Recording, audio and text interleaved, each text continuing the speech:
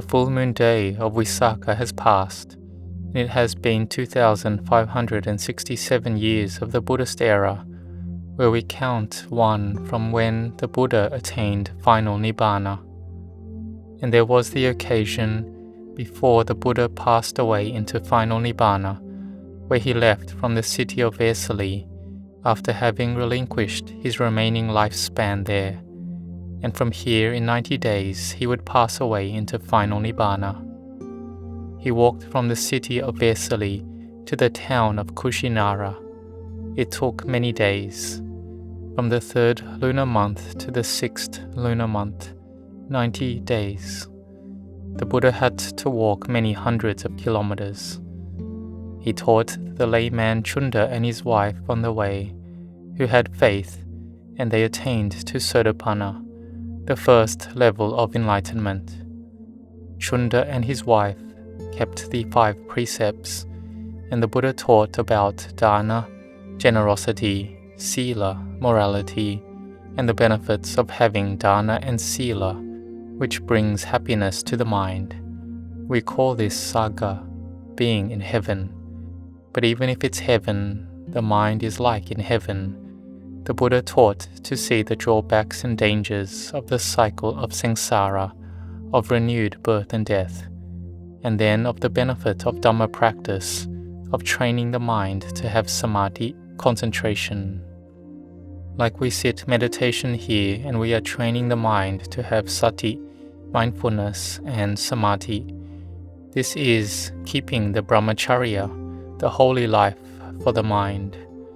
When the layman Chunda and his wife had a mind to a good level, then the Buddha taught about the 4 noble truths, about dukkha, samudaya, nirodha, magga, suffering, its cause, its cessation, and the path leading to the end of suffering. And they both entered the current of the Dhamma. They saw the Dhamma, that is, they saw the normalness, the truth of material and mental phenomena as being anicca, dukkha, anatta, impermanent, unsatisfactory, and not self. So this is important. The mind has wisdom. Because if the mind has no wisdom, it will have a lot of suffering. When the Samma Sambuddha, the perfectly self-awakened one, was passing away into final nibbana in the town of Kushinara underneath the twin sala trees, the Buddha gave a reminder to the bhikkhus. Bhikkhus here are those who see the danger in the round of samsara. So lay people who see the dangers of samsara are called bhikkhus as well. And the Buddha taught to not be heedless, to not be careless, because all sankharas, conditioned phenomena, have decay and cessation as something normal. The Buddha entered the higher jhanas, absorptions. He could successively enter and leave the jhanas. And the Venerable Elder Anuruddha followed the Buddha's mind and notified the others of where the Buddha's level of jhana was at that time. And when it was dawn, the Buddha passed away into final nibbana. He would not cycle through death and be reborn again. He had given the full and utmost benefit to human beings, the Dewa world, Brahma world, to all sentient beings already. After the Samma Sambuddha had passed away, they took his body to the Makut Bandhana Chetya, and on the way, Lady Malika, who had faith in the Buddha, took off her headdress, the Mahalata, which was an exquisite adornment of great value, heavily laden with gold, jewels and gems, to give homage to the Samma Sambuddha. Lady Malika was a Sotapanna and an extraordinary individual. For all of us, we may have wealth and possessions, and we worry about it. If we lose that wealth, we suffer. But here Lady Malika, she had 32 sons who all lost their lives, along with her husband. But Lady Malika saw it as being something normal. So here we think of how high Lady Malika's mind was. It had the Bharami spiritual level of an Arahant, fully enlightened being. Even though she was just a Sotapanna, The strength of her samadhi and strength of wisdom was to the level of an arahant. She could let go. She could accept that loss was normal. Her 32 sons, and added one husband, it was 33 heaps of earth, and adding to herself, it was 34 heaps of earth. It is normal that it must decay and break apart. Before we took what we've grown up to as now, as a self, it had come from a tiny heap in our mother's womb. Then it was nourished by food, nourished by water, by air, by the fire element, and it grew and expanded. And ultimately it will shrink back to how it was before. It goes back to the natural elements. But when we have been born, the mind has upadana, clinging, and so it is scared. We are scared to die. We are scared to part from loved ones and loved things. Or we have an experience of loved ones parting from us, and it has a strong power that deeply affects our heart. And we can even get various illnesses in our mind. We will think about the experience constantly as if it is happening to us over and over again, and then the mind can't handle it. There is just a constant feeling of loss from us. This feeling of loss is that we are being led on by the mood. The mind that receives the sense object or mood is pulled by it. The mind has no strength. But if the mind has strength, like Lady Malika, then the sense object or mood is simply a sense object or mood. It has passed by already. And they don't go back to thinking of past experiences which give us no benefit. So the Buddha taught not to go back and think of the past that has gone already, and not to spread metta, loving kindness, to those beings who have passed away. Otherwise the mind will grieve and be saddened. Whether they are parents or those we love who have passed away, we try to see it as being something normal. If we don't see it as being normal, then it will affect the heart. And we can think that this one life is so valuable. But if we go back, we have been born for 100 lives, 100,000 lives, 1 million lives, many millions of lifetimes, so many lives. If we have this belief, then we think that in this life we have to die from one more life. And if we have not seen the Dhamma, attained to the Dhamma, then we have to die and be reborn again. But some who have good strength of mind, they think that to die is good as well. Their lifespan has been sufficient. To die and be reborn and get a new body is better off. So they can build more benefit, develop their parami more. They are not scared of death. They aren't scared of death because, 1, they're ready to die. They have done enough goodness to go against death, so they do not fear it. Dying, they are certain they will go to a good destination, because they have merit and goodness going with them. Being reborn and getting a new body, then they will continue to make merit and parami until getting to nibbana, or succeeding according to their aspirations they have made. They are not scared of dying. So we should think that the Buddha has passed away to final nibbana already. So it means we won't be able to escape death. We won't escape it for sure. We die, decay and break apart as normal. Our grandparents and ancestors before them are all dead. 100 years ago we weren't here, because there is no one here who is 100 years old. 100 years before there was no us in this world. 100 years into the future, all of us sitting here will be gone. The new generation will be coming to be born, and it's up to their spiritual development and parami, building good and bad karma. So the time we still have left, we need to prepare ourselves first. So we can see there are the elderly, a husband and wife who are 80 years old and don't have children. They have readied themselves to die.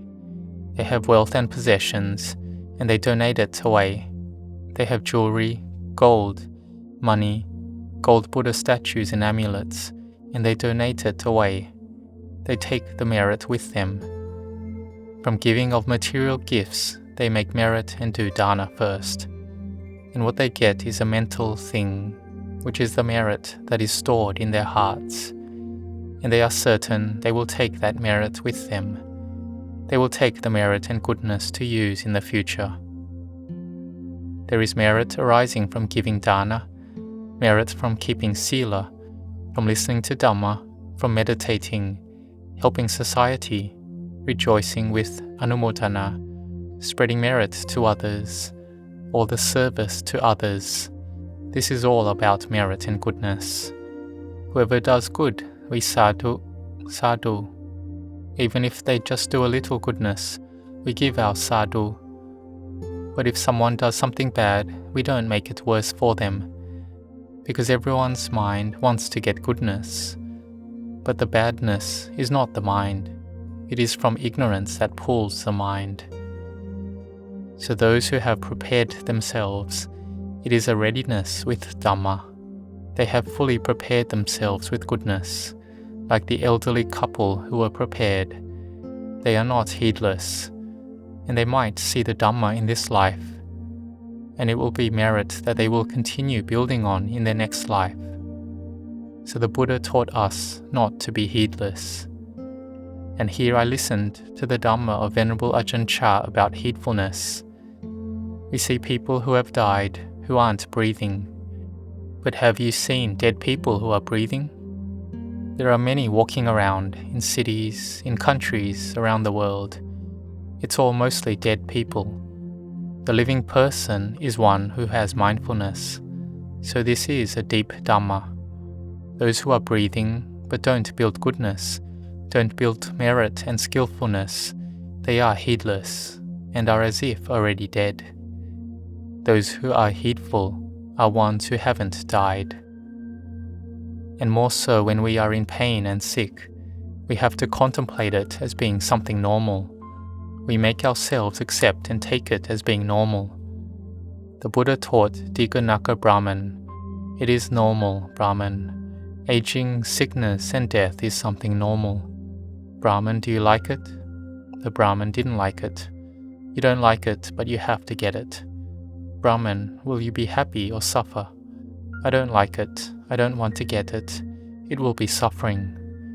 Diganaka Brahman, the long-nailed Brahman, thought, oh, it is normal. It's better to accept it. I can't go against it. So you can't go against it. So why go against it? If we cannot go against it, we must accept it. We are tiny, and there's someone big, with a gun or a knife, coming to harm us, and we won't be able to fight against them. If we fight, we will die. So we better give in to it. Aging, sickness, and death has great power. No one can go against it. So we give in to it. We accept that it's something normal. We have to be like this. Every person is like this. All beings are like this. So we are at ease. If we don't accept the normalness of this, then we are going against it. That which goes against it is not us. It's the kilesas, the mental defilements. Avijja, tanha, upadana. Ignorance, craving and clinging won't accept it. It attaches to something and wants it to be around forever. But it doesn't go that way. But ignorance, craving, clinging is like that. Being born in whatever life, it attaches to this as being me. This is mine. And then we die. It's like this always. And we are scared of death, but we are not scared of birth, right? However we are born, it is clinging that makes one born. Having liking and satisfaction, it makes us to be born. But ignorance is not scared. It likes it even more. It enjoys it a lot. The more we are attached, the more it likes it. It leads us to be born, and leads us to be scared of death. It tricks us like this. When we have Dhamma, we contemplate it like Lady Malika, or like Diganaka Brahman, to accept it. So they were at ease. It's the way it is. We must die. Accepting like this is called seeing the Dhamma. We are discarding one heap, a heap of elements, a heap of earth. We discard it away. Water, fire, air element, we discard it. And today we will need to add earth element and water element to our body for it to survive. But the day when the cells decay and end, then we need to discard it away for sure. So we accept it as being something normal. It has to be this way. Then we will see the Dhamma. So we have to be established in heedfulness. Contemplate like this. The Buddha has passed away into final nibbana already on the day of Visakha. So we have to try to give our Dhamma practice as homage to the Buddha. Even if we don't come to the monastery, then at home we chant and practice a lot, make a lot of merit, which is to practice and meditate. It is making our minds peaceful and cool. That which is in the past and buried in the heart, we let go. That which makes our heart be deeply affected, however much it is, we accept it as being something normal. We don't need to be scared. Aging, sickness and death are normal. To die from another life is normal. We should die with acceptance that we have to die. We do not need to be scared of death. Like this, then our mind is at ease. The mind is uplifted. There is rapture and bliss. Because having been born, we age, get sick and die as being normal. Here we will see the true Buddha in our hearts. May you grow in blessings.